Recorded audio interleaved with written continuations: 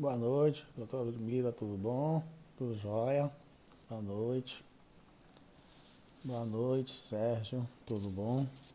Boa noite. Então, hoje faremos uma live super especial com o doutor Cristiano Chaves, promotor de justiça. Boa noite. Boa noite, pessoal, tudo bem? Sejam bem-vindos. Então, faremos uma live super especial com o doutor Cristiano Chaves, promotor de justiça, renomado professor. Boa noite, renomado professor de Direito Civil, tá? E ele foi meu professor na época que eu estava estudando para concurso. Né? Boa noite, pessoal. E aí a gente vai tratar. Boa noite, Leandro, Leonardo. Opa, ele entrou. Deixa eu ouvir. Muito obrigado pelas palavras. Ô, Cristiano, boa noite. Como vai, meu amigo? Tudo jóia, tudo bem. Muito obrigado por aceitar meu convite. Me sinto lisonjeado estar aqui hoje com você, rapaz. Pronto, a alegria toda é minha. Estamos juntos hoje aqui para discutir interessante aí, que é a questão dos contratos, né, desses negócios jurídicos em tempos de internet. Queria aproveitar até para lhe dizer, meu amigo, que esses debates são muito interessantes, porque certamente nós ainda não temos uma previsão segura do que vai acontecer com o sistema jurídico. Sim. Essa é a grande realidade. Eu acho que a pandemia traz questões muito interessantes no campo contratual, no campo das relações familiares, no campo das relações processuais, consumeristas. Né? As relações de consumo aí seguramente vão projetar efeitos que a gente não sabe. Então, eu acho que essas iniciativas para notabilizar esses debates sobre a pandemia, sobre essas situações, eu acho que tudo isso termina ganhando aí um upgrade muito interessante da importância desse tempo efetivamente para todos nós. Não? É verdade. Eu estava falando aqui antes de você entrar que eu fui seu aluno, viu? Na época do pódio ainda, estudando para concurso. Muito boa época. Muito boa época. E hoje eu sou o que eu sou muito pelos seus ensinamentos. Obrigado. Obrigado. Mandar um abraço para o Eduardo Madruga, é um amigo muito querido aí. Quarta-feira, Madruga, estamos juntos aí na nossa quarta imobiliária, né? Convidar os colegas aí quarta-feira, 18h30, com o Eduardo Madruga.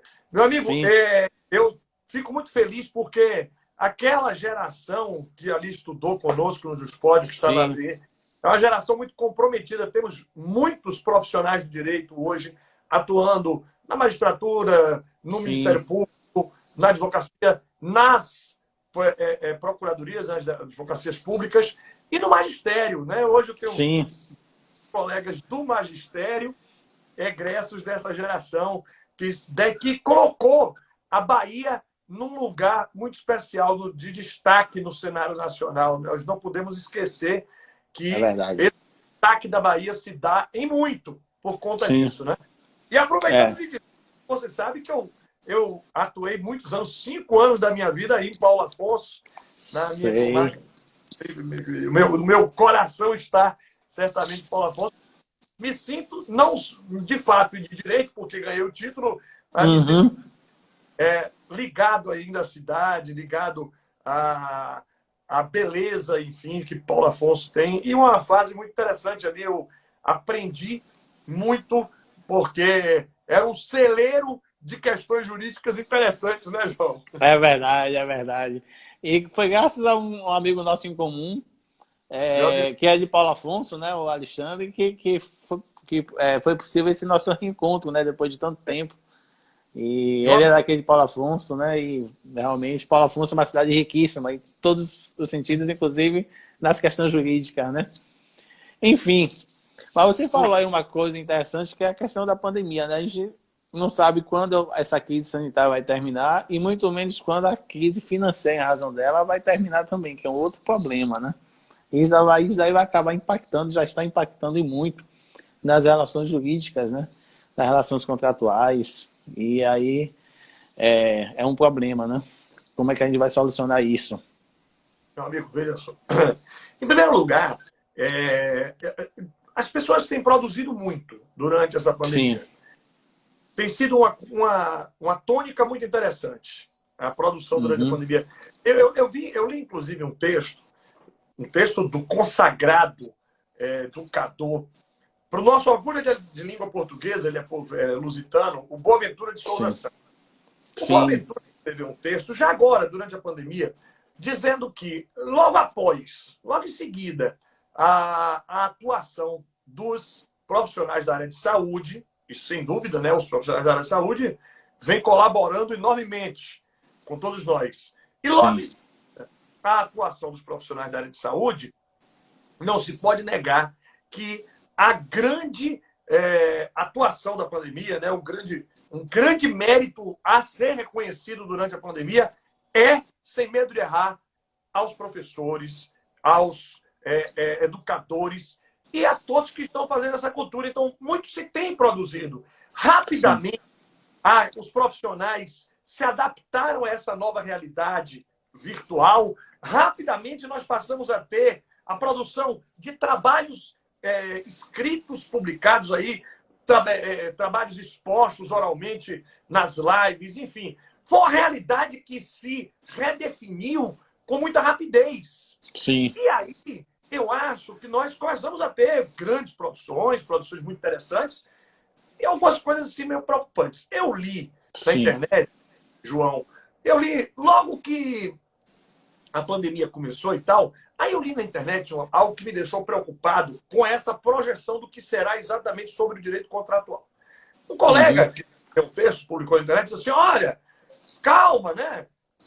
Calma aí, vocês não podem se precipitar tanto, a ponto de dizer, sustentava o colega no texto, que essa pandemia, por si só, caracteriza caso fortuito força maior. Não é bem assim. Não é bem assim. Ele dizendo no texto. É Sim. preciso verificar se realmente isso caracteriza um fortuito e tal. E eu fiquei pensando, caramba, são 20 anos de magistério. E claro que durante esses 20 anos, algumas perguntas se tornaram recorrentes, muito frequentes na minha Claro. relação com alunos. E uma dessas perguntas sempre foi, professor, me dá um exemplo de caso fortuito. Me dá um exemplo de caso fortuito, porque os exemplos de caso fortuito de todos os livros sempre foram exemplos muito distantes. Sim. Né? A guerra. Mas que guerra? Não tem É. guerra. Vai fazer daqui a pouco 80 anos que não tem mais guerra. Então, Verdade. aqui não viu a guerra. Outra, no Brasil, dentro do território brasileiro, não teve guerra, como na França, na Inglaterra, na Alemanha, a ponto de causar impactos duríssimos nos contratos. E lá, só por curiosidade, os colegas aí que nos ouvem agora, João, é um dado interessantíssimo que pode ser localizado nos livros de contratos e que se imputa esse episódio aos alemães. Dizem Sim. que no pós-guerra, logo depois da guerra, né, a Alemanha tinha a maior inflação do mundo, porque, obviamente, quem perde a guerra paga a conta. E a Claro. Alemanha duas. E pagou uma conta tão cara, e quem sempre pensa na guerra vale relembrar demais isso, que a conta paga pelos alemães é tão grande que dividiram o país no meio entre os vencedores. Os vencedores simplesmente dividiram o vencido em duas bandas, em duas partes, para garantir os seus interesses econômicos, políticos, jurídicos. E aí conta-se esse episódio que agora eu vou narrar. Dizem que, depois da guerra, numa universidade alemã, um estudante aguardava a hora de começar a aula. E ele estava no frio, no rigoroso inverno europeu, ele estava na cafeteria tomando um café e fazendo hora. Então ele foi, pagou o café, que custava um marco. Não tinha euro naquela época, era um marco. Sim. Então ele foi lá, pagou o marco, pegou o café e ficou ali fazendo hora esperando. E aí chegaram os colegas e disseram, olha, não vai ter a aula. O professor mandou um aviso dizendo que não virá. Então, vamos continuar aqui conversando e vamos aí estudar, ler alguma coisa aqui mesmo para fugir do frio, porque vai ter a outra aula. Então, ia ter aquele horário sem aula. Muito bem. Sim. Aí, o mesmo estudante volta ao caixa e dá um marco e diz assim, olha, eu quero mais um café, já que eu vou ficar aqui. Aí o caixa teria dito para ele, não, mas agora não é mais um marco, não. Agora é um marco ponto 5. Ou seja, num curto espaço de tempo, de 1 hora talvez, a inflação alemã era tamanha que as coisas aumentavam, até o preço do cafezinho. Pois, Sim. o que é que eu quero dizer? A gente sempre utilizava estes exemplos da guerra, de situações, digamos assim, situações não conhecidas de nós, como exemplo de fortuito. E eu acho que sempre foi muito difícil para o aluno, né, pensar, cara, o que é que um caso fortuito? Um caso fortuito tá aí. Aí agora vem a pandemia, que ninguém nunca imaginou, que ninguém nunca pensou. E aí o professor que escreveu o texto assim, olha, mas calma aí, eu não sei se a pandemia pode servir como um caso fortuito a ponto de permitir que o juiz revise contratos, porque o juiz vai estar interferindo na autonomia privada. Pois bem, João, eu vou lhe falar uma coisa, amigo. Depois de 20 anos de magistério, mais de 20 anos, e respondendo essa pergunta, o que é um caso fortuito, eu vou lhe dizer, se isso não é um caso fortuito, eu não sei o que é. Porque se isso não é um caso fortuito, o mundo inteiro, porque não foi só o Brasil, não é só o Brasil, a América do Sul, não, o mundo inteiro parou. Aí eu vou lembrar do nosso conterrâneo Raul Seixas, o dia em que a Terra parou. Então, o mundo parou, as pessoas não saíam de casa, as pessoas estavam amedrontadas, sem trabalhar, muitas perderam suas fontes de renda. Se isso não é um caso fortuito, então o que será? O que será? Porque eu tinha vontade de perguntar ao colega lá que escreveu o texto assim, e você acha que um fortuito não vai ser o quê? Um meteoro que vai bater na Terra, colidir, exterminar seus moradores? Morreu, não sobrou ninguém. Aí mandaram por psicografia uma mensagem. Isto é um caso fortuito. Peraí. Então, amigo, eu quero lhe dizer, eu acho que a pandemia é sim um caso fortuito, porque ninguém, em sã consciência, imaginou que a Terra ia parar.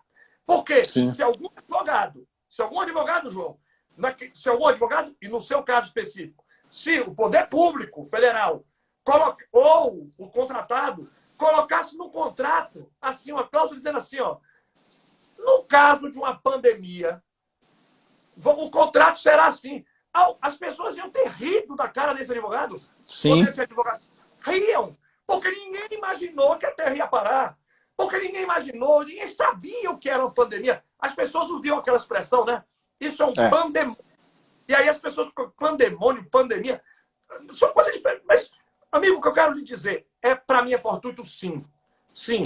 E para mim agora, nós estamos diante da incidência dos artigos 317 e 478 do Código Civil.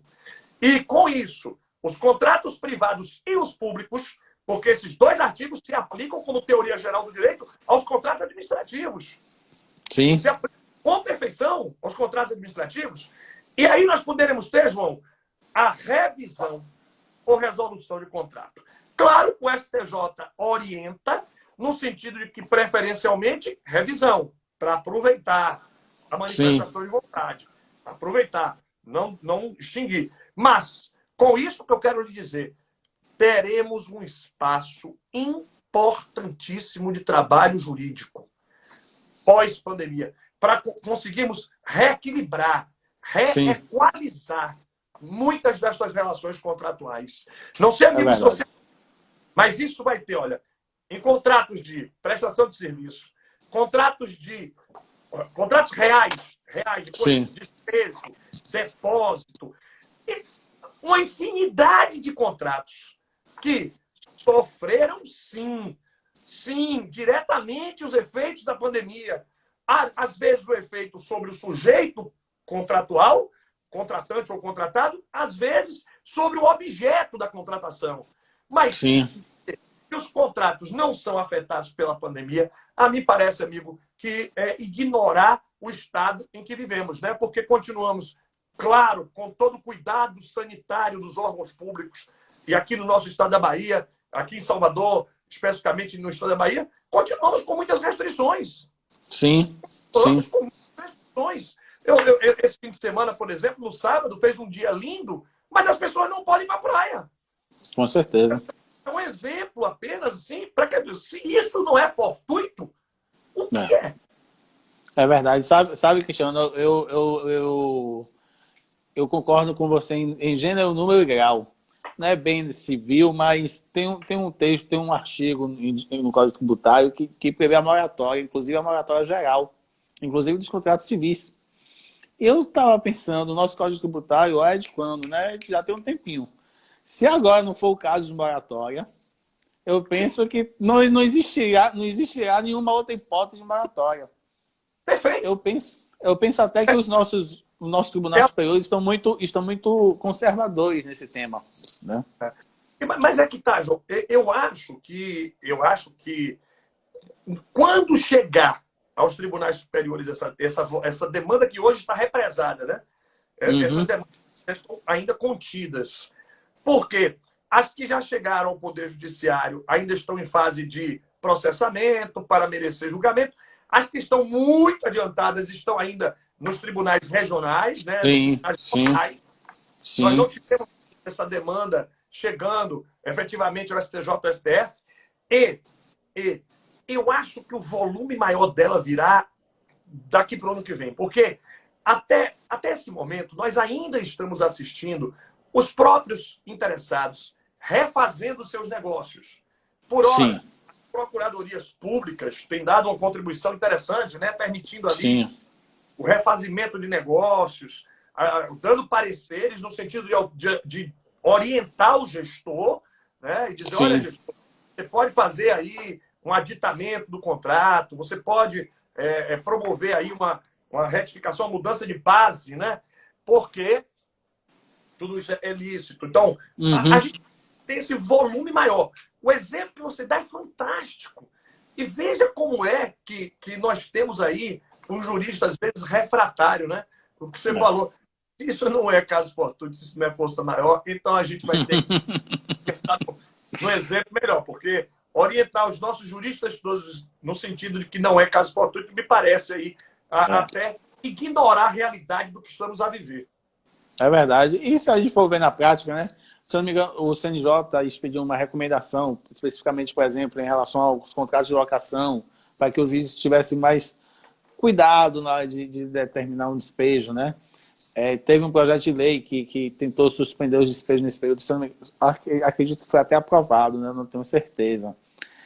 Os contratos de mensalidade escolar, muitas escolas, inclusive de forma espontânea, baixaram o valor das mensalidades, né? Isso daí tudo mostra como realmente a gente está vivendo um momento bem atípico, né?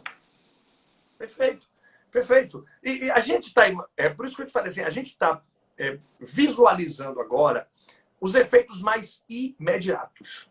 Escola, né? Outros serviços assim, que a gente tem a visualização dele de forma imediata. Escola, porque o serviço Uhum. está online, etc. Porém, nós não podemos ignorar que existe um número Sim, impressionante de contratos que virão a ser impactados ainda na sequência. sim. Essa impactação chegará ainda com o Uhum. tempo. Então, me parece que nós estamos ainda começando a pensar. João, para os nossos seguidores que estão aqui conosco, eu queria até fazer uma referência que o Código Civil, nesse ponto, ele vai autorizar expressamente essa visão, porque o Código Civil fala, nos artigos 317 e 478, Sim, ele fala que, ocorrendo onerosidade excessiva, em razão de sim, onerosidade, ou seja, ocorrendo um desnível, uma desproporção entre a prestação e a contraprestação, então, se a prestação de um se tornou excessivamente onerosa em relação, ou seja, desproporcional em relação à prestação do outro, é caso de revisão ou resolução. Então, sim. a leitura cuidadosa e atenta desses artigos 317, 478, ao meu sentir, vai nos conduzir, vai nos permitir, sim, nos apropriar dessa matéria e autorizar o Poder Judiciário a fazer essas revisões. Claro, meu amigo aí, que eu acho que há um espaço no campo contratual espetacular para a advocacia. Sim. Espetacular. Porque, olha, se a gente perceber, João, olha o que virá nessa sequência, né? Uhum. Discussões de caráter de caráter revisional, mas qual a extensão da revisão? Até que ponto o Poder Judiciário... Não esqueçamos, o Poder Judiciário é o Estado, né? E até que ponto o Estado vai se imiscuir numa relação privada, ou que seja um contrato administrativo, mas numa relação entre partes ali bem estabelecida, e vai dizer, olha, eu vou mexer nisso, vou mexer naquilo. Então, eu acho que o jurista, como um todo, tem esse importantíssimo desafio, que é o acompanhamento dessas relações negociais. É verdade. E aí se aplica na prática mesmo a teoria da imprevisão, né? Que também é abarcada pelo nosso Código Civil, né?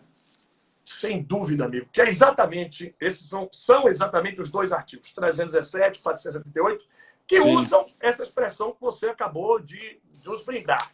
Que usam a expressão imprevisibilidade. Sim. São aqueles fatos, acontecimentos extraordinários e imprevisíveis. Poderíamos chamar de alea extraordinária.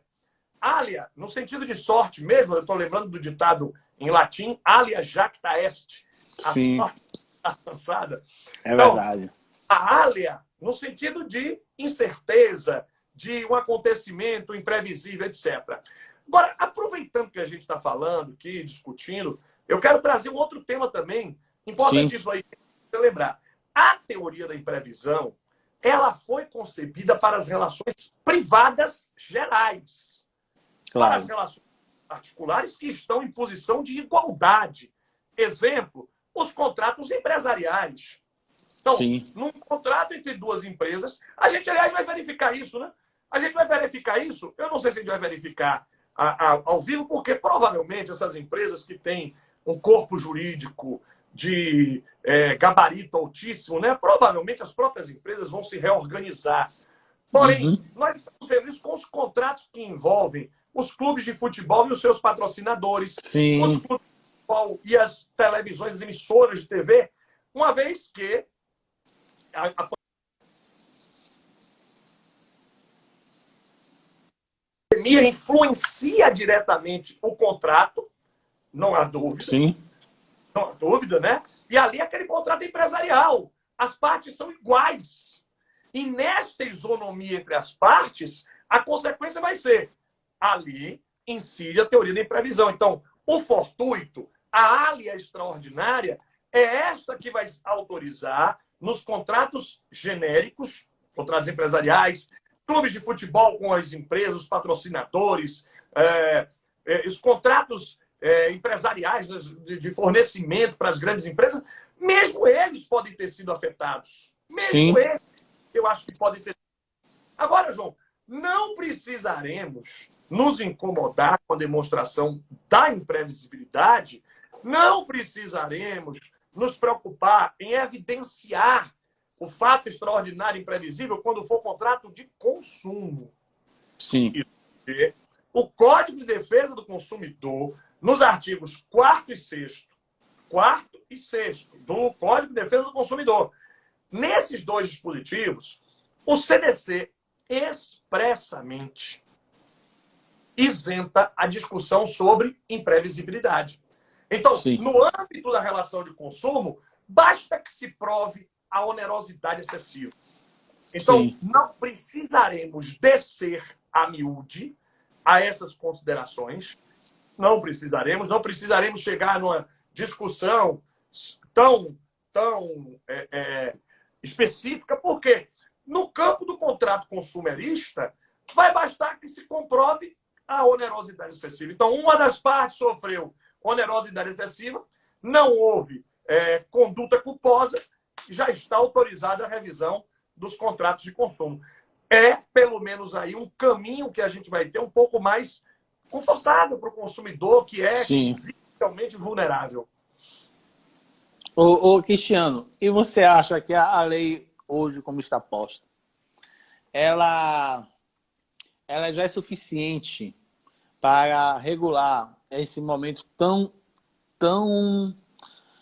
excepcional que estamos vivendo, ou você acha que seria necessária uma intervenção maior do Poder Legislativo para trazer uma legislação mais específica para esse momento que estamos vivenciando?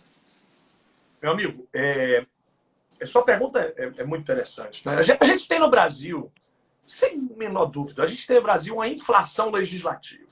Sim. É lei demais. E se somarmos as leis federais, estaduais e municipais, e a isso fizéssemos um acréscimo das normas estatais, e eu aludo somente às normas estatais, decretos, portarias, regulamentos, eu acho que nós teríamos aí centenas de milhares de normas em vigor. Em vigor. O que representa claramente um número excessivo.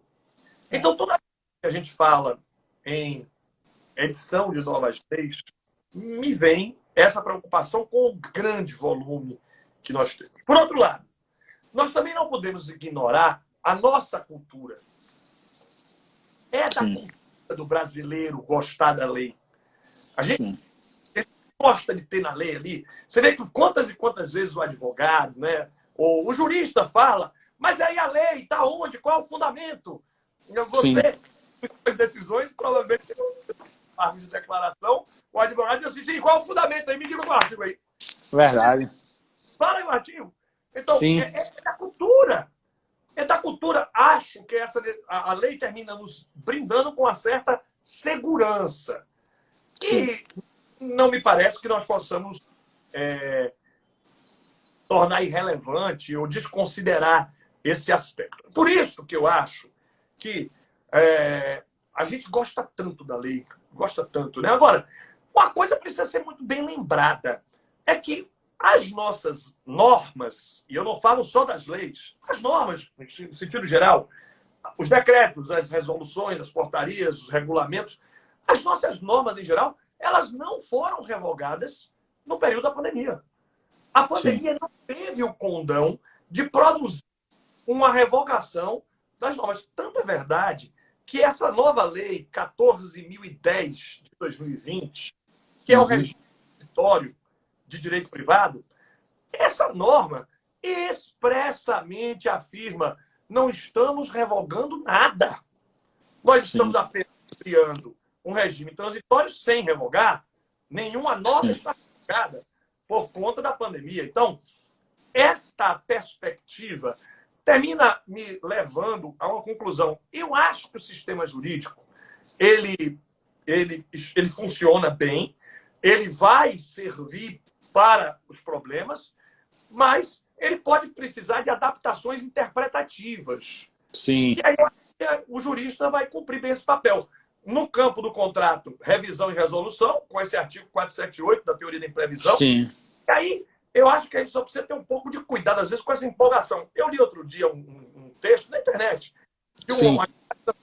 mas como as pessoas agora diminuíram o poder da pandemia, então os juízes devem ter agora uma preocupação em dizer que todo devedor tem direito de ajuizar uma ação revisional de alimentos, de pensão alimentícia, e vai ter direito a uma diminuição do valor da pensão pelo simples fato de estar ocorrendo a pandemia. Aí eu fiquei pensando, mas que raciocínio é esse? Por quê? O que está escrito na norma é ônus de prova do devedor, demonstrar um fato superveniente. Qual é o fato superveniente? A pandemia, que lhe gerou uma perda da capacidade contributiva. Por que o problema, João? Porque nem todo devedor sofreu diminuição. Infelizmente, nós temos um número altíssimo de pessoas que perderam renda. Infelizmente, nós temos um número altíssimo de pessoas que estão desempregadas por conta desse período. Empresários que tiveram de fechar seus negócios ou que sofreram uma terrível diminuição. Tudo isso é verdade, mas esse é um fato que pode ser comprovado, meu amigo, de forma tão simples. Então, por que daria a norma? Esse artigo aqui que eu me refiro é o 1699 do Código Civil. 1699. Esse artigo diz assim, olha, 1699. O devedor pode provar a sua perda de capacidade contributiva com vistas a obter uma revisão para reduzir o valor da pensão. Poxa, é tão simples. Agora, para que a gente vai alterar a norma, criar uma presunção favorável ao devedor se na verdade ele pode fazer essa prova com a norma já existente, sem ter, tá, o sistema jurídico. Então, me preocupa essa necessidade atávica de toda hora ter lei. Lei. Lei. Eu acho que talvez não seja o momento de ter uma lei, porque as normas existentes funcionam bem, e as normas existentes funcionando bem terão o condão, sim, de resolver os problemas através de interpretação. Concordo com você. Só antes da gente continuar, essa lei 14.010, que você bem lembrou, entraria naquela classificação de lei temporária, né? Quando terminar essa fase aí de pandemia, ela perde a sua vigência, né? Ela vai perder sua vigência até antes, porque o próprio texto prevê a perda de eficácia dela no dia 30 de outubro, que já está bem próximo. Dia 30 de outubro ela perde a sua eficácia. É muito bom você ter falado nisso, porque aí vem uma coisa também, né? Será que nós vamos ter uma revogação desse dispositivo e um elastecimento eficacial?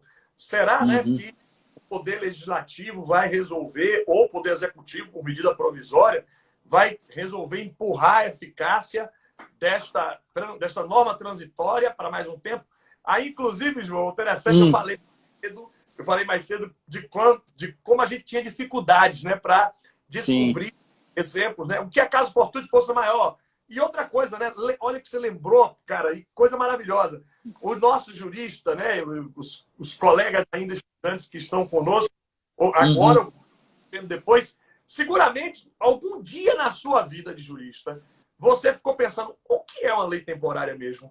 E aí o professor sempre dava exemplo. Lei temporária são aquelas editadas, por exemplo, na guerra. Na guerra. Aí, não tem guerra, pô, como é que eu vou imaginar? Aí, com a lei temporária, exatamente. Então agora a gente sabe o que é a lei temporária. Aquela que criaram na pandemia para disciplinar as relações jurídicas durante a pandemia. Aquilo é temporária, que não tem o condão de revogar as demais normas do sistema. Sim. As demais normas do sistema permanecem, mesmo com essa lei temporária. Isso é muito interessante, né, amigo? Porque a gente começa a projetar isso no nível muito alto para perceber que, efetivamente, as normas temporárias, e essa é uma delas, elas sempre terão uma limitação. E aí está o exemplo dessa limitação temporária, né, transitória, da Lei 14.010 de 2020. Bem interessante isso. Sabe, Cristiano, talvez essa questão aí dessa necessidade nossa de sempre exigir uma lei, pensar uma lei especificamente para aquele caso, talvez seja em razão da nossa, quando eu falo nossa, né, do Poder Judiciário, sempre fazer essa exigência. Eu estou falando não eu como juiz, eu vou dar um exemplo que aconteceu agora nesse período de pandemia, que, por exemplo, alguns colegas, não cheguei a analisar um caso assim, mas vários colegas, por exemplo, suspenderam o empréstimo consignado de aposentados do INSS em razão desse momento de pandemia. E, se não me engano, chegou até o STJ e lá foi suspenso essa liminar. Uma coisa que, como você falou, não precisa de uma lei específica, mas muito se citou que deveria existir uma lei para prever essa situação. E aí também, já entrando no STF, alguns estados suspenderam por lei estadual o empréstimo consignado de servidores estaduais. Aí o Supremo disse, não, isso daí não é competência dos estados, é competência para a União legislar. Sendo que, como ali estava previsto que o Supremo não julga a situação específica, né? Ele pode julgar a interpretação da Constituição. Ele poderia dizer, olha, não é inconstitucional essa lei, mas não haveria nem a necessidade de existir essa lei, porque se aplicaria lá o artigo do Código Civil que prevê lá o caso fortuito, né? Então, muitas vezes, essa necessidade de lei é a gente mesmo que cria, né? Sim, perfeito. Perfeito. E acho que nesse ponto falta um pouco para o jurista uma percepção da filosofia do direito, que nos é muito importante. Essa nossa relação de dependência eu não sei se é uma dependência intelectual, se é uma dependência psicológica, mas há uma dependência do jurista com a lei. O jurista é dependente da lei. É o tempo todo. Sim. Cadê a lei? Eu já perdi a conta das vezes que respondi, que tive de responder. Qual artigo mesmo? Né? E professor, mas qual artigo aí que você está falando? Quer dizer, se eu não ler o artigo, se eu não ver a lei, eu não me sinto confortável, né? Sim. Mas essa necessidade intelectual, psicológica, emocional, esta dependência, ela talvez seja fruto da nossa má formação no sentido hermenêutico. Sim. Eu quero chegar. Por quê? Se o jurista tivesse uma boa formação hermenêutica, ele não teria dúvidas de que há uma diferença elementar entre texto e norma. Sim. No sentido de que aquilo que a gente bate o olho e vê é apenas e tão somente o texto. Aquilo que nós estamos ali percebendo é o texto legal. Só que o texto legal, João, não externa, não exterioriza a norma. Porque a norma é o produto da interpretação do texto. Sim. No momento em que se interpreta o texto, aí nós estamos alcançando a norma. Portanto, isso é uma operação que é altamente relevante para nós juristas, na medida em que nós vamos construindo o sistema, nós vamos adaptando soluções, e aí você verá isso, um dado interessante, quando nós sairmos, tivermos um movimento, né? Mas aí para um outro momento, que não sabemos mesmo quando será, mas um dia será, aí nós vamos dizer, a interpretação que eu farei do artigo 478 vai ser a mesma que fazia? Não necessariamente. Não. Porque as circunstâncias de tempo, as circunstâncias de lugar, as circunstâncias, no nosso caso aqui, nordestinos, baianos, no nosso caso, as circunstâncias de cultura, economia, sociedade, sim, tudo isso influencia a norma. Ou seja, não adianta pegar um textozinho. Você deu um exemplo fantástico, João, meu amigo. Quando você falou lá da moratória fiscal, né? E sim, aí eu me lembrei, olha que interessante, né? A moratória fiscal, o tratamento é um. Para a moratória processual, aquela que está no Código de Processo, que pode ser imposta ao devedor privado, aí a interpretação sim, já é outra. Muito mais sim, geral, mais sim, inclusiva. Mas, no fundo, João, moratória não é moratória? Ou seja, é verdade. Ali a gente percebe que usamos historicamente a interpretação para chegar em resultados diferentes, mas a gente pode usar essa interpretação para chegar em bons resultados para a nossa sociedade, para as pessoas, no sentido de incluir as pessoas num resultado hermenêutico, num resultado interpretativo. O direito é feito pelo homem e para o homem. Então, sim, essa visão de que a interpretação deve ser aquela que se mostre mais adequada, aquela que se mostre melhor para as pessoas que estão envolvidas naquele fato, naquela discussão. E eu acho que, com o passar do tempo, chegaremos, sim, a uma perspectiva muito mais ampla nesse sentido. Sim, sim. Ô, Cristiano, eu sei que você tem um outro evento logo agora depois, então vou abrir aqui em Pernambuco, né? Aí outra questão aí da pandemia. A gente consegue se locomover assim, espacialmente. Não, assim, por exemplo, você está hoje em Paulo Afonso e ele vai estar em Pernambuco. Hoje mesmo, daqui a pouco, fazendo outro evento. É interessante, sem dúvida. Esse é um benefício, é uma vantagem que a gente vai precisar. A Isabela aqui, ó. A Isabela é do Tribunal de Justiça de Pernambuco. Isabela está aqui conosco. Isabela, ótimo, já compromisso, né? Então, já me encaminho daqui a pouquinho, Isabela. Já estou chegando no Tribunal de Pernambuco. E um tribunal, por sinal, Isabela, aproveitando sua presença, muitíssimo organizado, uma das mais eficientes e bonitas no sentido arquitetônico também, escolas de magistrados do Brasil. O Tribunal de Pernambuco é aí um dos mais avançados na preparação e aperfeiçoamento de magistrados. É digno de todos os elogios aí o Tribunal de Pernambuco nesse ponto. Uhum. E aí, João dizia, essa vantagem nós não vamos poder negar da pandemia, né? Porque nós vamos ter agora a facilidade de comunicação no Brasil, com um país de dimensões continentais, mas mesmo fora do Brasil, né? Eu, de vez em quando, recebo cards, né, anunciando ali lives de grandes pensadores brasileiros com grandes pensadores estrangeiros. Depois eu vejo assim, o pessoal na Europa lá, os professores reproduzindo. É muito interessante como derrubou-se de vez a dificuldade do espaço, né? O espaço foi derrubado, sim, por essa comunicação de internet. Eu só acho, viu, João, uma coisa, que nada substitui o olhar dos humanos. Concordo. É muito bom o meio eletrônico, é ótimo, não tenho dúvida, ele ajuda muito. Ajuda também, facilita, mas o approach, o olhar humano faz ainda muita diferença. E muitas vezes, quando nós estamos debatendo esses temas, eu não sei se os colegas aí que acompanham outras lives percebem, mas muitas vezes, quando nós estamos aqui discutindo e ouvindo a intervenção, né, a colaboração dos seguidores e na conversa que a gente vai tendo, muitas ideias vão surgindo. Você já percebeu isso? Sim, verdade. Então a gente começa, às vezes, falando de um assunto, mas daqui a pouco vem uma ideia maravilhosa. E eu acho que isso tudo é uma colaboração que tem que ficar. Sim. Tem que estar registrada.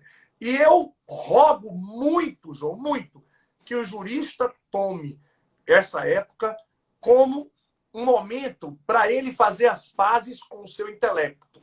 Porque, até bem pouco tempo, as pessoas achavam, na nossa área do direito, que ter informação era seguir perfil no Instagram jurídico e receber mensagem de WhatsApp. Então você fala, não, eu estou muito bem informado. Olha o que eu recebi. É óbvio que a gente precisa perceber e ter uma responsabilidade que não é isso que caracteriza, que consubstancia informação e conhecimento. Informação, conhecimento exige interpretação, exige leitura. Não dá para a gente ler. No caso da internet, eu acho que a gente precisa tirar dela a vantagem do que ela pode nos dar. E eu lhe dou um exemplo naquelas informações do push do STJ e do STF. Pô, é tão bacana receber aquilo. Os colegas que não têm, vai lá, se inscreve, você vai receber. Agora, pelo amor de Deus, você recebeu uma notícia que, João, não é nem a ementa. É verdade. É uma frase, é uma notícia. Sim. Aí a pessoa sai, não, agora eu já sei tudo. Não sabe não. Não sabe não. É preciso observar que nada vai substituir a leitura dos grandes clássicos, né? A literatura. Sim. Nada vai substituir, no caso dos julgamentos, a leitura do inteiro teor do acórdão. Sim.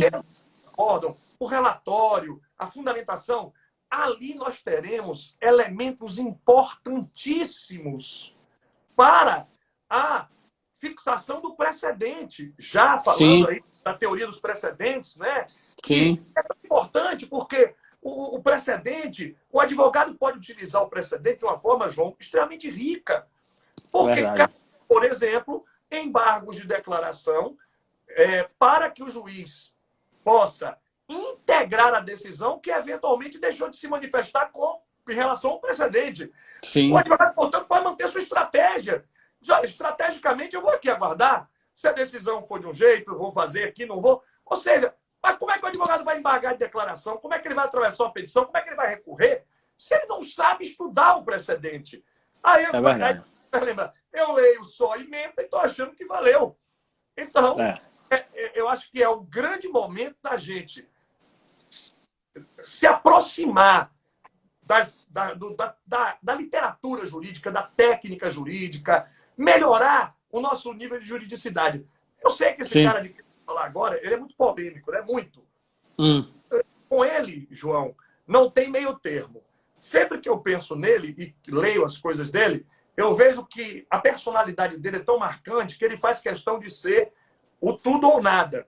Sabe? Sim, Assim, ele vai de todo para um canto ou todo para o outro. Ele é, por si só, bem polêmico. Eu me refiro a um professor do Rio Grande do Sul chamado Lênio Streck. sim, Mas o Lênio Streck, ele tem aquela coluna dele no Conjur, sim. e ali no Conjur ele escreve, né, um tantão de coisa, enfim. Mas o que eu quero dizer é que tem uma frase do Lênio Streck que eu queria tanto que nós juristas aqui aproveitássemos essas lives, esse tempo, né? Um tempo, caramba, bacana, já que todo mundo agora tem um pouco mais de vinculação com o celular, né? As pessoas estão mais em casa, vai ler, vai ficar ali. E o Lênio Streck diz assim, no fundo, o jurista brasileiro, ele é de baixa juridicidade. Ele não se dedica como poderia ao estudo do direito, à compreensão do direito. Então, talvez seja aí um momento muito bacana para nós nos tornarmos juristas de maior juridicidade, de maior preocupação em termos aí. Esse tema que nós discutimos, debatemos hoje, importantíssimo sobre a revisão, resolução de contratos, mas tem tantas outras coisas também relevantes que o jurista pode aproveitar, ver aí o que se debate e pensar novas coisas, contribuir, né, no âmbito dos contratos. Né? A gente falava aqui contrato de consumo, contrato privado em geral. Tudo isso a gente vai precisar agora se aproximar para ter... É verdade. Então, você não acha, amigo, que está na hora da gente assim, ter um upgrade aí nos nossos debates e discussões? Eu acho que, como você falou aí, as pessoas têm que se aprofundar muito nos livros, nos grandes doutrinadores, nos doutrinadores tradicionais. É claro, a rede social serve muito para difundir muito rapidamente as informações, mas ela por si só não vai lhe dar o conhecimento jurídico necessário para poder fazer uma boa advocacia, fazer uma boa prova de concurso. Enfim, tem que realmente se aprofundar, e até porque isso aí que vai lhe dar a base para fazer uma boa hermenêutica do nosso ordenamento jurídico. Cristiano, eu sei que você está aí com o horário apertado, já falaram aí a doutora Isabel, né, Isabela, do horário. Isabela. E eu quero dizer, Cristiano, na verdade, só quero lhe agradecer por ter aceitado essa live. Eu me sinto muito honrado de estar aqui com você. E agradecer pela grande aula hoje que você deu. Me lembrou os bons tempos do pódio, que eu ia assistir suas aulas lá de Direito Civil. E realmente para mim foi uma grande honra estar aqui ouvindo você e me sentir assim no pódio ainda, assistindo suas aulas, que realmente são grandes aulas de Direito Civil. Muito obrigado mesmo, viu? Obrigado eu, meu amigo. Quero agradecer pelo convite, pela oportunidade de estarmos juntos hoje. Mandar um abraço fraterno ao Alexandre Amâncio, nosso amigo, que nos permitiu aí esse encontro hoje maravilhoso. Alexandre, um abraço. E fico muito feliz que nós possamos iniciar essas discussões, esses debates. João, os colegas estão perguntando se você vai deixar gravado. Vai ficar gravado no seu... Vou deixar gravado. Então, para quem está perguntando aí, vai ficar gravado no perfil do João. E quem pegou pela metade ou assistiu um pedaço, vai assistir de novo e colocar em dia os seus estudos e esses grandes debates. João, muito obrigado, viu, pelo convite. E que você venha em breve, pessoalmente, em Paulo Afonso, viu? Exatamente, vou sim, com prazer, amigo. Tá joia, tá bom. Forte abraço. Gente, até mais. Até mais, tchau.